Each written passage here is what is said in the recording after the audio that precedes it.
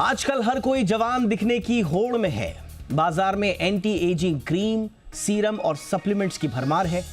कोई collagen P रहा है, कोई लाखों रुपए खर्च करके प्लाज्मा एक्सचेंज करवा रहा है दुनिया भर में, कोई तरह तरह के कॉस्मेटिक्स का इस्तेमाल कर रहा है, कोई थेरेपीज ले रहा है। लेकिन हाल ही में इस चर्चा को बल दिया है बायो हैकर ब्रायन जॉनसन ने, जिन्होंने पहले अपने बेटे का प्लाज्मा लिया और अब टोटल प्लाज्मा एक्सचेंज करवाया, जिससे सारा खून हटकर प्लाज्मा को एल्ब्यूमिन और एंटीबॉडी से बदल दिया जाता है। भारत में बात यहां तक तो नहीं पहुंची है, लेकिन भारत में जवान दिखने की चाहत दिनों दिन परवान चढ़ रही है। भारत में आज एंटी एजिंग उपायों की बड़ी रेंज यहां पर मौजूद है, जो प्राकृतिक और मॉडर्न दोनों तरह की तकनीकों का एक तरह से आप मेल कह सकते हैं। हर तरह की थेरेपीज और ट्रीटमेंट्स मौजूद हैं। आयुर्वेदी जो थेरेपीज़ हैं उनमें अभ्यंग, शिरोधारा, पंचकर्मा यानी कि डिटॉक्सिफिकेशन जिसे कहा जाता है, उस तरह के उपचार हैं। जबकि जो दूसरी मॉडर्न थेरेपीज़ हैं उसमें बोटॉक्स है, डर्मल फिलर्स हैं, लेज़र ट्रीटमेंट है, केमिकल पील्स हैं, थ्रेड लिफ्ट जैसे ट्रीटमेंट काफ़ी लोकप्रिय हो रहे हैं। लेकिन सवाल ये है कि एंटी एजिंग की ये होड़ हमें ले कहाँ जा रही है। दुनिया में इस पर राय बटी हुई है। जानकार कहते हैं कि अगर जवान रहने की ये चाहत के पीछे स्वस्थ यानी कि हेल्दी रहने की सोच है, तब तो फिर ये चलन अच्छा है और इसे बढ़ावा भी मिलना चाहिए। लेकिन जवान दिखने की होड़, चेहरे की सलवटों को मिटाने की जिद और बुढ़ापे से भागने की अगर ये बेचैनी समाज की देन है, समाज की तमाम जो स्टीरियोटाइप्स हैं उनसे थोपी गई हैं, तो फिर हमें ठहरकर सोचना होगा, क्योंकि हमारे इसी डर को भुनाने के लिए अरबों का कारोबार फल फूल रहा है। और कई बार हम सिर्फ जवान दिखने की होड़ में, जल्दबाजी में, शॉर्टकट में खुद को नुकसान भी कर लेते हैं। उम्र बढ़ना जिंदगी का हिस्सा है, प्रकृति का नियम है। लेकिन हम एक ऐसे दौर में जी रहे हैं जहां टीवी, सोशल मीडिया और विज्ञापनों ने जवानी को खूबसूरत, उससे जुड़ी हुई जो खूबसूरती है, हमारी ताकत है और कामयाबी का पर्याय बना दिया है, और बढ़ती उम्र को कमज़ोरी, बीमारी और अकेलेपन का प्रतीक बना दिया है। लेकिन क्या ये सोच सही है और उसको थामने के लिए सही तरीके क्या हैं उम्र को थामने के? आज इसी पर करेंगे चर्चा। शुरू करते हैं, क्या है एंटी एजिंग के मिथक और हकीकत।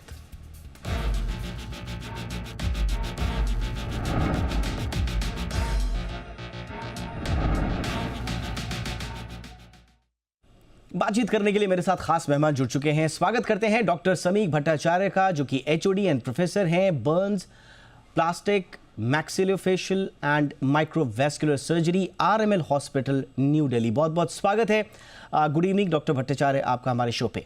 हमारे साथ है मनीषा चोपड़ा जी, फाउंडर हैं सी सोल कॉस्मेटिक्स की। गुड इवनिंग, बहुत बहुत स्वागत है मनीषा जी, आपका भी हमारे शो पे। सबसे पहले चर्चा की शुरुआत डॉक्टर भट्टाचार्य आपसे ही करेंगे। सर, ये पहले तो मैं सर थोड़ा सा इस सोच पे ही मैं आपसे चर्चा करना चाहूँगा कि आजकल जवान दिखने की होड़ में लोग तरह तरह के कॉस्मेटिक सर्जरीज भी करा रहे हैं, और इसका चलन अब पहले वेस्टर्न कंट्रीज़ में होता था, बीच में फिर एशिया में भी आया, साउथ कोरिया वगैरह में, लेकिन अब हम देख रहे हैं कि भारत में भी इसका चलन तेज़ी से बढ़ रहा है। जैसा हमने कहा कि जानकार ये मानते हैं कि अगर हेल्दी रहने के लिए लोग ऐसा कर रहे हैं फिर तो कोई दिक्कत नहीं है, लेकिन अगर इसके पीछे कोई स्टीरियोटाइप है, कुछ सामाजिक दबाव है, तो कितना आप इसे सही मानते हैं सर? देखिए, एजिंग अगर आप देखें तो एजिंग के दो पहलू हैं। एक जो आपको शक्ल पे या बॉडी पे दिख रहा है, जो एक्सटीरियर है, वो एजिंग का एक पार्ट है। बट अंदरूनी पार्ट पे भी सारे ऑर्गन्स का भी एजिंग हो रहा है। लाइक जॉइंट्स का हो रहा है, माइंड का हो रहा है, हर ऑर्गन्स का हो रहा है। तो जो मेरा डिपार्टमेंट डील करता है, जैसे प्लास्टिक सर्जरी, हम लोग जो फिजिकल पार्ट है, स्पेशली फेस का, उस पे हम डील करते हैं। और उसके तरह तरह के ऑपरेशंस हैं, लोग कराते हैं। हमारे प्लास्टिक सर्जरी के जो टेक्स्ट है, जो बुक्स हैं, उसमें एक सेपरेट चैप्टर है plastic surgery for ageing. And ये बहुत स्टैंडर्ड ऑपरेशंस हैं जो किए जाते हैं, और ऑब्वियसली उन्हीं के लिए किया जाता है जिनको ज़रूरत है। और कोई अगर ये बोलता है हमें इस तरह का अपीयरेंस का इम्प्रूवमेंट चाहिए, तो ऑपरेशंस किए जाते हैं। तो एजिंग चेंजेस के लिए ऑपरेशंस तो हैं, पहले से ही हैं। और हाल ही में ये आप कह सकते हैं कि हाल ही में इनका पॉपुलैरिटी बढ़ा है। लोगों को इनके बारे में जागरूकता बढ़ा है, लोगों को पता है ये करा जा सकता है, ये मुमकिन है, इसलिए लोग कराते हैं।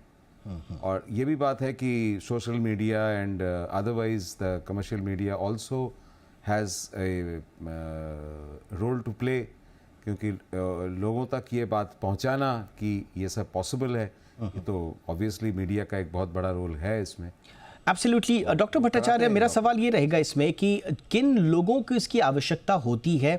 स्वाभाविक रूप से एक तो चॉइस की बात है कि अगर ज़्यादा बेहतर दिखना है, मैं कॉन्फिडेंट लुक दिखना चाहता हूँ, तो मेरे लिए कुछ थेरेपी स्वाभाविक रूप से होंगी, जिसका जिक्र आपने भी किया, और जो कानूनी परिधि में भी हैं। बट आप कैसे कैटेगराइज करेंगे सर, किन लोगों को आपके पास जो लोग आते हैं वो कौन लोग होते हैं, किन लोगों को इसकी आवश्यकता होती है? कुछ लोग ऐसे भी होंगे जिनको मेडिकली आवश्यकता होती है सर्जिकल इंटरवेंशंस की, और कुछ लोग अपनी confidence building and other means के लिए भी आते होंगे। तो ज़रूरत पर आप क्या कहेंगे सर? देखिए, cosmetic surgery per se is a surgery for normal people who want to look better. ये आपको बहुत क्लियरली ये समझना पड़ेगा।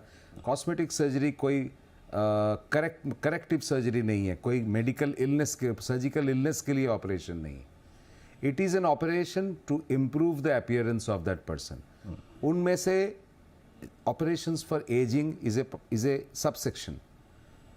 अगर किसी को अपने एजिंग से लाइक कोई झुर्रियाँ हैं या आईब्रोज नीचे हो गई हैं, फेस पे झुर्रियाँ हैं, इसके लिए जो ऑपरेशंस है, जो आई बैग्स हो जाते हैं, उसके लिए जो ऑपरेशंस है, ये स्टैंडर्ड ऑपरेशंस है।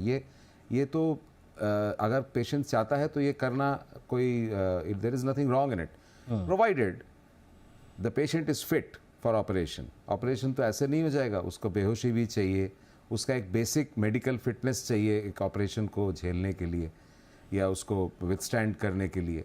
तो वो फिटनेस अगर है, पेशेंट अगर चाहता है, और उसका जो भी अपीयरेंस है उस पे अगर ऑपरेशन के इंडिकेशंस फिट बैठते हैं तो ऑब्वियसली वो किया जाता है। एब्सोल्युटली, ये बहुत इंपॉर्टेंट चीज़ आपने बोली सर, कि एक जो कंडीशन है इस तरह की एंटी एजिंग इंटरवेंशंस के लिए, उसकी सबसे बड़ी कंडीशन ये है, वो है फिटनेस।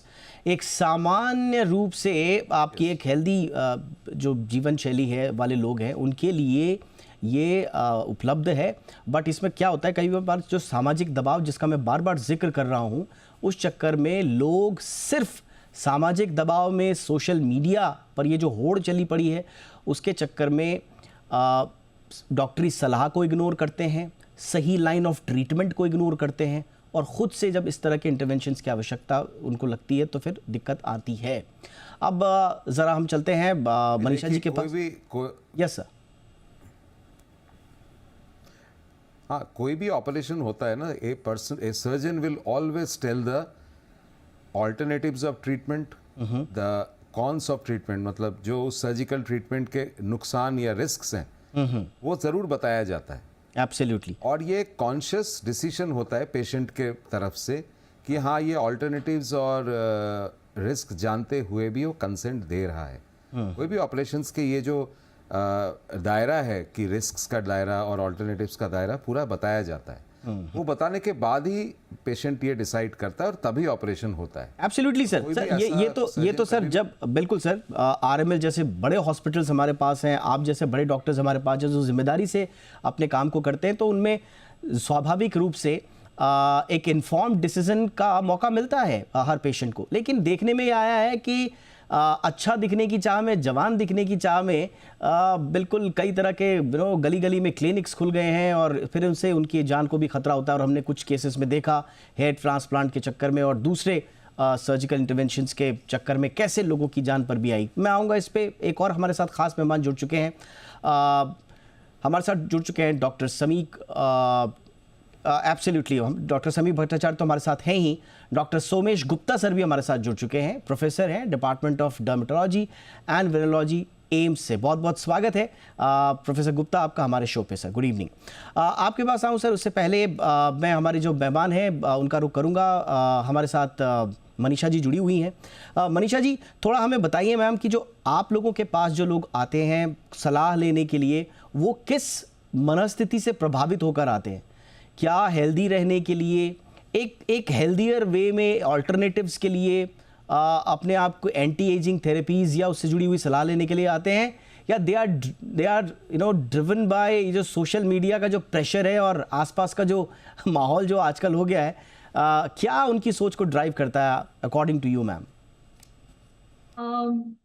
बेसिकली जो आज का दौर है ना, वो मतलब आज के टाइम पे, और अगर हम उस टाइम की बात करें जब हमारे माँ बाप हमारी उम्र के थे, उसमें बहुत ज़्यादा फर्क है।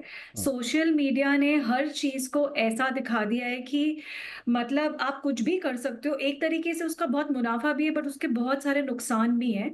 और आज की डेट में हर किसी को जो सोशल मीडिया पे दिखता है ना, वही सच लगता है और वही सही लगता है। मतलब जैसे कहते हैं ना, एक रोजी पिक्चर पेंट कर दी जाती है और वो हर कोई वही जानना चाहता है और वही चाहता है। तो सोशल मीडिया का जो इन्फ्लुएंस है, उसकी वजह से बहुत लोग ऐसे आते हैं कि काश मैं भी ऐसी बन जाऊं या मैं भी वैसा बन जाऊं।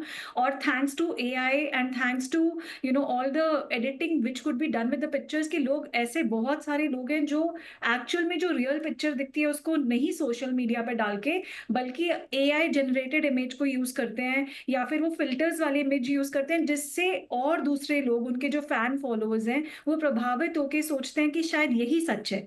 और उस सच को अपनी जिंदगी में उतारने के लिए वो इस टाइप के ट्रीटमेंट्स की तरफ जाने का सोचते हैं या करने का सोचते हैं, इस उम्मीद के साथ कि शायद उनकी जिंदगी में भी वो एंटी एजिंग और वो जो उनके 20 साल पुरानी स्किन थी वो वापस आ जाए।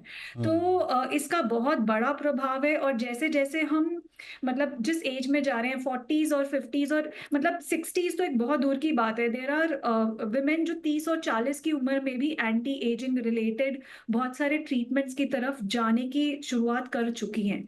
और ये सब सोशल मीडिया का बहुत बड़ा हाथ है इस पूरे चक्रव्यूह में फंसने के लिए, I would call it. Absolutely, ये चक्रव्यूह ही है, क्योंकि एक बार आप सोशल मीडिया में जाते हैं, वहाँ पर आप खुद को दूसरों से कम आंकने की जब शुरुआत करते हैं, तो फिर धीरे धीरे आप एक ऐसे एक ऐसे जोन में जाने की कोशिश करते हैं जहाँ पर आपके हेल्थ से जुड़े हुए बहुत रिस्क है।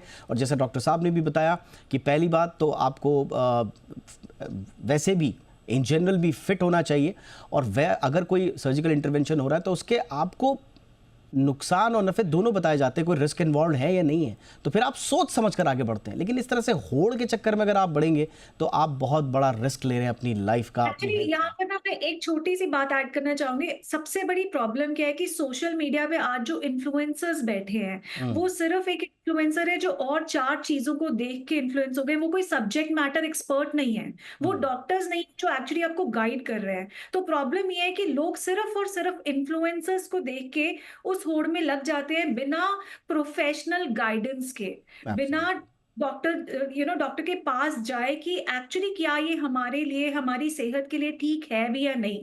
और वो सबसे ज्यादा बड़ी प्रॉब्लम है। एब्सोल्युटली, और आज हमारा उद्देश्य यही है कि बिना डॉक्टरी सलाह के जब इस तरह से आप इंटरवेंशंस की कोशिश करते हैं तो उसके क्या कुछ नुकसान हो सकते हैं। प्रोफेसर गुप्ता सर, आपके पास मैं आना चाहूँगा। इन जनरल सर, भारत में हमने देखा है कि लोग स्वाभाविक रूप से एंटी एजिंग के प्रति अब थोड़े से जागरूक भी हो रहे हैं, लेकिन अभी भी कुछ अनरियलिस्टिक एक्सपेक्टेशंस रखते हैं लोग, और ख़ास तौर से जो मिस इन्फॉर्मेशन सोशल मीडिया पे है, कुछ ऐसे इन्फ्लुएंसर्स जिसका जिक्र अभी मैम ने भी किया, जिनकी मेडिकल क्रेडिबिलिटी कुछ भी नहीं है। तो इन चक्करों में सर, अगर अपनी त्वचा से रिलेटेड या एजिंग से रिलेटेड अगर कोई फैसला ले रहा है तो कितना बड़ा खतरा हो सकता है सर? नहीं तो हम आमतौर पर काफी इन चीजों का नुकसान भी देखते हैं, और यदि ये कंट्रोल्ड वे में किया जाए, किसी कंट्रोल्ड मैनर में, किसी डॉक्टर की सलाह से किया जाए, तो डेफिनेटली एक लास्ट के जो 20 सालों में जो रिसर्च हुआ है और जो इसमें काफी कुछ इन्वेस्टमेंट हुआ है, उससे एजिंग के प्रोसेस को कुछ हद तक रिवर्स किया जा सकता है। लेकिन वही है कि हमें ग्रीड और रियलिटी में डिफरेंस पता होना चाहिए, और उन सब चक्करों में नहीं फंसना चाहिए कि जहां पर हम जैसे अभी बताया कि सोशल मीडिया के इन्फ्लुएंस में आकर के कुछ अनरियलिस्टिक एक्सपेक्टेशंस के साथ यदि हम जाते हैं और अनप्रूवन थेरेपी या अनट्रेन्ड हैंड्स में चले जाते हैं, तो हमारी त्वचा को और हमारे अपीयरेंस को, हमारे लुक्स को परमानेंट नुकसान भी होता है। और ऐसे कई पेशेंट्स हमारे पास आते हैं कॉम्प्लिकेशंस के साथ, और उनको रिवर्स करना, उनको क्योर करना बहुत मुश्किल हो जाता है। तो एक बड़ा थिन लाइन है बैलेंस, जहाँ पे हमें बनाना होगा, जहाँ पे साइंटिफिक और प्रूवन एंटी एजिंग ट्रीटमेंट हम यूज कर सकते हैं जुडिशियसली, और जो अनप्रूवन अनट्रेन्ड हैंड से जो की गई प्रोसीजर्स हैं उनकी रिस्क के बारे में एक अवेयरनेस हमें फैलानी चाहिए। Absolutely sir. अब रुकते हैं एक छोटे से ब्रेक के लिए। ये थोड़ा सा हमने सोच को समझने की कोशिश की कि एंटी एजिंग की सोच दरअसल कहां से शुरुआत होती है और उसके पीछे के आधार क्या हैं। क्या आपको बेटर दिखना, हेल्दी रहना ये आधार है, ये आप सोशल प्रेशर से इन्फ्लुएंस है? ये हमने पहले दौर में बातचीत करी। अब एक छोटे से ब्रेक के बाद हम समझने की कोशिश करेंगे कि एंटी एजिंग, जिसका जिक्र अभी थोड़ा सा सर ने भी किया, क्या ये मेडिकली वाकई में पॉसिबल है? नंबर वन, इसमें जो लेटेस्ट रिसर्चेस हुई हैं उनका भी क्या चेक है, उनका क्या स्टेटस है, और साथ ही साथ भारत में एंटी एजिंग से जुड़ी हुई जो सेफ प्रोसीजर्स हैं वो क्या हैं। एक छोटे से ब्रेक के बाद इस पर चर्चा।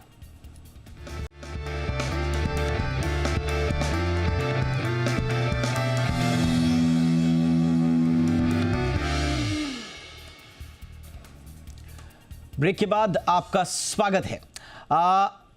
अब हम चर्चा को आगे बढ़ाते हैं और चलते हैं डॉक्टर भट्टाचार्य के पास। डॉक्टर भट्टाचार्य, भारत में अभी एंटी एजिंग टेक्निक्स के विषय में थोड़ा सा बताइए सर। एक तो सेफ प्रोसीजर्स क्या हैं? पहले तो सिंपल तरीका ये होता है कि लोग बाज़ार में तरह तरह की क्रीम्स वगैरह और इन सब का इस्तेमाल करते हैं, ये शुरुआती दौर होता है। उसके बाद कुछ इन्वेजिव टेक्निक्स भी हम देख रहे हैं कि face lift surgeries, laser surgeries, fat grafting वगैरह हम सुनते हैं। कुछ नॉन इन्वेजिव भी होती हैं जिसमें बोटॉक्स बहुत फेमस है, डर्मल फिलर्स काफ़ी प्रचलन में है, लेज़र स्किन रीसर्फेसिंग प्रचलन में है। इनमें से सर थोड़ा सा बताइए कि सेफ्टी के लिहाज से कौन से बेस्ट हैं और कहाँ पर हमें थोड़ा सा ध्यान रखना चाहिए, प्रिकॉशंस रखने चाहिए। देखिए, सबसे इम्पॉर्टेंट बात यह है कि आप ये सब प्रोसीजर्स हैं, सारे ही हैं, फिलर्स हैं, बोटॉक्स है, कॉस्मेटिक सर्जरी है। इन चीज़ में सबसे इम्पॉर्टेंट जो बात है कि ये कौन कर रहा है। ये सारे करने के लिए there is a learning curve. जो भी करता है उसके पीछे एक ट्रेनिंग होता है, और ये सब टेक्निक्स में सबसे इम्पॉर्टेंट पार्ट ये है कि कॉस्मेटिक सर्जरी का एक बेसिक थंब रूल है that the result has to be, the result is visible immediately, and the result can be good and result can be bad. जैसे और कोई ऑपरेशंस अगर देखें, like operations of the abdomen, मतलब पेट का operation या कुछ, इमीडिएटली नज़र नहीं आता। But in this case both by the nature of the surgery, because it is a surgery done on the face, on the surface, और दूसरी बात ये कि ये एक्सपेक्टेशन भी ऐसा ही है कि सर्जरी इमीडिएटली हमें कोई इम्प्रूवमेंट देगा जिसके लिए पेशेंट आया है। तो सबसे इम्पॉर्टेंट पार्ट ये है कि the doctor has to be trained in it. उनका डिग्री जानना ज़रूरी है कि वो किस कोई अगर प्लास्टिक सर्जन है तो उसके पास MCH प्लास्टिक सर्जरी की डिग्री या DNB प्लास्टिक सर्जरी का डिग्री है या नहीं, और ये जानना भी ज़रूरी है कि उनका एक्सपीरियंस है या नहीं इस मामले में। तो आज के डेट में मैं मानता हूँ कि पब्लिक काफ़ी जागरूक है, तो ये पब्लिक का एक तरह से काम है कि जानना कि जिसके पास वो गए हैं, जिसके पास वो अपना ऑपरेशन कराने जा रहे हैं, कि वो सही में ट्रेंड है या नहीं। दूसरी बात ये कि जो आपने 3 चीज़ बताया, fillers, Botox and surgery, basically 3 चीज़ में इसको रेस्ट्रिक्ट करते हैं। तो देखिए, जो झुर्रियाँ हैं उसमें अगर आप थोड़ा सा उसके स्किन के नीचे जो जगह है वहाँ पे अगर आप कुछ इंजेक्ट करेंगे तो वो स्ट्रेच आउट हो जाएगा। तो बेसिकली वो स्ट्रेचिंग आउट जो होता है वो फाइन जो झुर्रियाँ की लाइन्स हैं, रिंकल लाइन्स हैं, उनको वो स्ट्रेच आउट कर देता है। बोटॉक्स बेसिकली करता है कि आपके जो फेशियल एक्सप्रेशंस के मसल्स हैं वो बोटॉक्स पैरालाइज करता है, और वो जो because of facial expression muscle pulls हैं उनके जो उसके कारण जो एक्सप्रेशन लाइंस हैं वो स्मूदन आउट कर देता है। और इसके ऊपर अगर जाएं तो एक फेस लिफ्ट करके एक ऑपरेशन होता है जो 2 तरह से किया जा सकता है। एक तो पूरे फेस के जो स्किन है उसको हम डिसेक्ट आउट करके उसको स्ट्रेच आउट करके फिर से स्टिच करें ताकि पूरा फेस एकदम स्ट्रेच्ड आउट और यंग लुकिंग हो जाए। इस तरह से फेस का भी किया जा सकता है, सिर्फ आईब्रो का किया जा सकता है, आईलिड्स का किया जा सकता है। जो आईलिड्स का करते हैं उसको ब्लेफरोप्लास्टी कहते हैं, जो आईब्रोज को करते हैं ब्राउ लिफ्ट कहते हैं, पूरे फेस का अगर करते हैं तो फेस लिफ्ट कहते हैं। फेस में भी चिन लिफ्ट अलग से होता है। जैसे ये डबल चिन बनता है तो ये नेक के यहाँ पे आप स्ट्रेच आउट कर सकते हैं।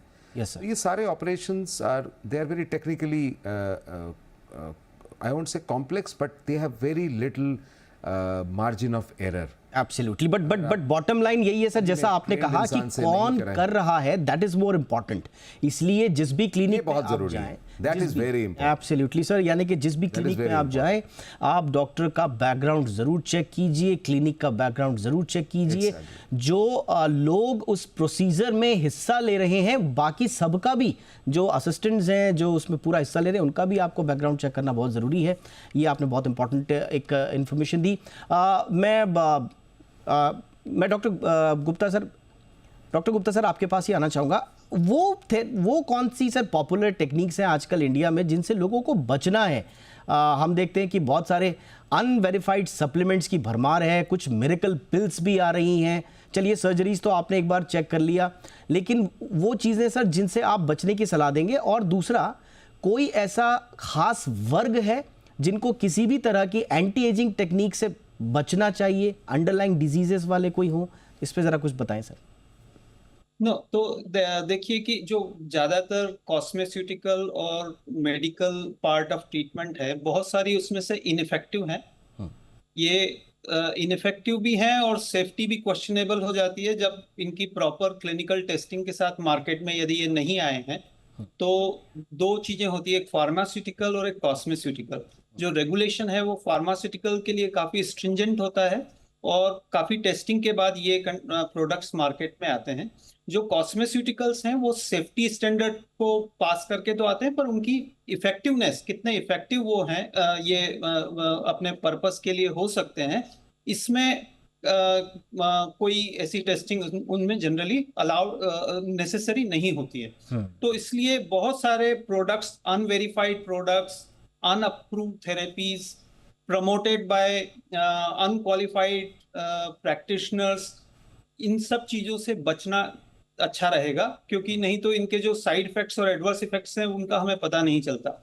और यदि ये अनरेगुलेटेड इंडस्ट्री से आए हैं तो वहाँ पर इंडस्ट्रियल पॉल्यूशन से रिलेटेड जो चीजें हैं वो इन दवाइयों में कंसंट्रेट होके आ जाती है और वो आपको फायदा करने के बजाय नुकसान कर सकती है। तो अगेन वही एक प्रिंसिपल है, जो अप्रूव्ड ट्रीटमेंट्स हैं उनका इस्तेमाल किया जाए। और बहुत कम ऐसे अप्रूव्ड ट्रीटमेंट हैं जो रियली एंटी एजिंग होते हैं। ज्यादातर का इफेक्ट जो है वो बहुत स्ट्रॉन्ग इफेक्ट मेडिकल ट्रीटमेंट्स का नहीं होता है। हालांकि जो सर्जरीज हैं और जो प्रोसीजर्स हैं उनका काफी इफेक्ट हमें इमीडिएटली देखने को मिलता है, जैसा कि डॉक्टर भट्टाचार्य ने भी कहा कि इमीडिएट इफेक्ट उन चीजों में मिलता है। लेकिन मेडिकल ट्रीटमेंट ऐसे जो कई सारे हैं उनका कोई प्रूवन बेनिफिट जनरली नहीं होता है, बल्कि हार्म भी हो सकता है। यस सर, ये बहुत इंपॉर्टेंट चीज़ आपने बोली। और फार्मास्यूटिकल्स और कॉस्मेस्यूटिकल्स के ट्रीटमेंट लाइन को भी आपको थोड़ा सा समझना बहुत ज़रूरी था, जिसको डॉक्टर साहब ने बहुत अच्छे से बताया। मनीषा जी, संक्षेप में ख़ास तौर से जो कॉस्मेटिक्स के थ्रू जो आते हैं, और आजकल हम देख रहे हैं क्रीम, पाउडर और दूसरी तरह की चीज़ें, मास्क वगैरह, ख़ास तौर से बच्चों पर इसके एडवर्स इफेक्ट के बहुत सारे मैं स्टडीज़ भी पढ़ रहा हूँ।